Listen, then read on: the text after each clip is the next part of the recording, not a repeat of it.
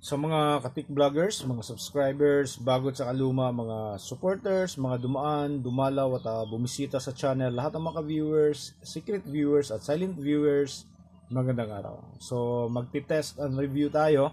Merong isang 3-band tune control na nabili yung customer natin. Gusto niyang ipagamit doon sa kanyang lumang stereo na walang tune control, ano? At ito tinitest na natin, na-test na natin at meron tayong mga napapansin dito na medyo dapat bantayan ano kapag namili tayo ng mga ganitong bagay.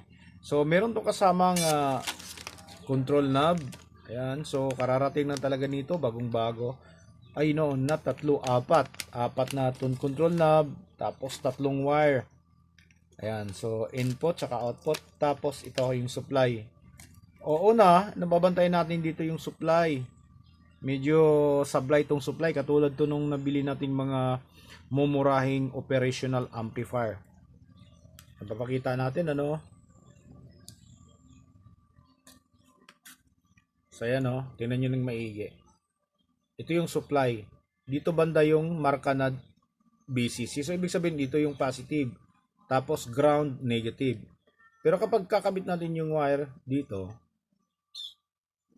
ayan o, baliktad. Yung kulay itim yung nasa positive, yung kulay pula yung nasa ground. So baliktad siya. Yun yung dapat bantayan natin kapag namili tayo na wag yung pag nakabili tayo salpak ng salpak agad, hindi natin tinitingnan kung tama ba yung mga nakatama ba yung mga wires doon sa kanyang mga pins.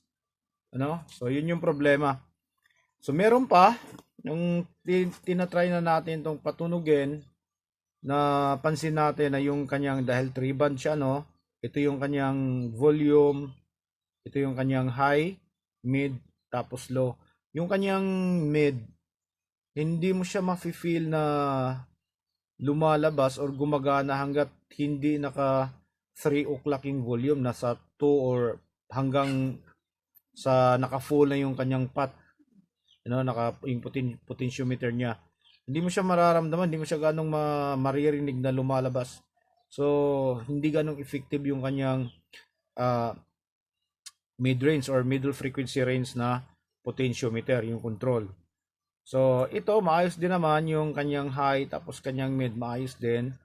Yun nga lang, sa halagang 200 pesos, murang-mura lang, wag kang mag-expect ng napakagandang tunog talaga, yung extra or super excellent talaga na performance ano, dahil nga mura lang.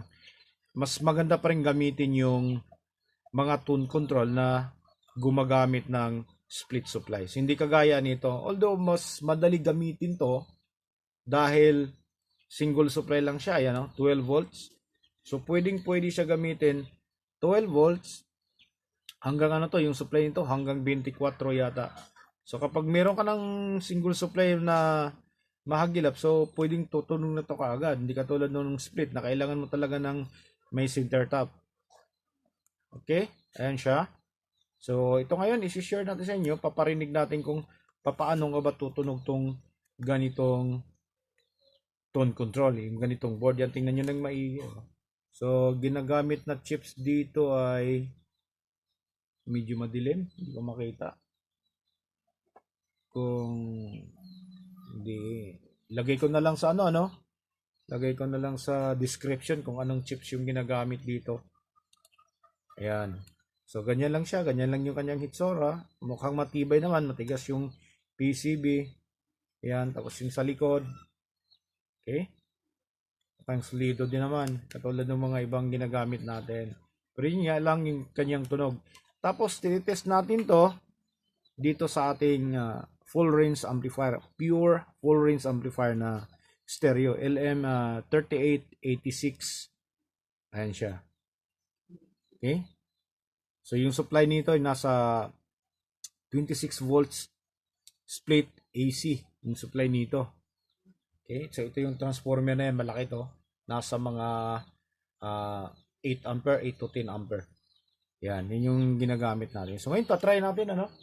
Check natin para marinig nyo rin kung paano nga ba tutunog. Yan. So tingnan nyo na lang ng maigi kung halimbawa gusto nyo mamili ng ito nga mura, At pwede na rin, pwede nang pagtiyagaan sa halagang 200. So pwede na siya. So test natin to, saksak natin. Ayan. Tapos volume tayo.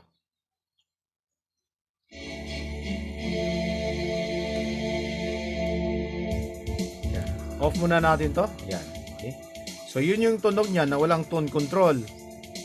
Ganyan siya. Tapos buksan natin yung high.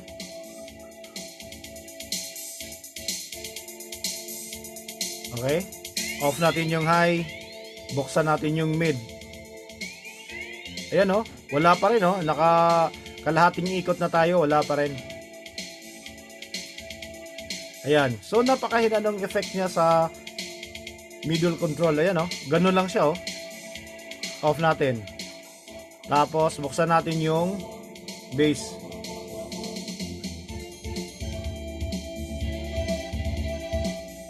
Okay, tapos yung high.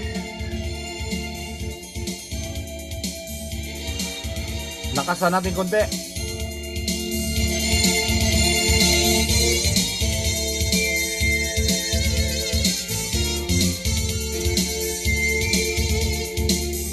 Tapos mid.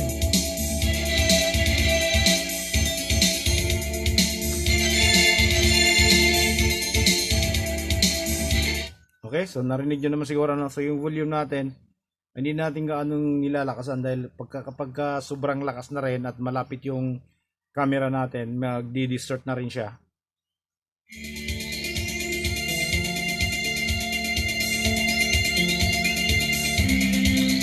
So para sa mga hindi nakakaalam, yung LM 3886 ay medyo malakas na rin po to, 68 watts per channel. Yeah.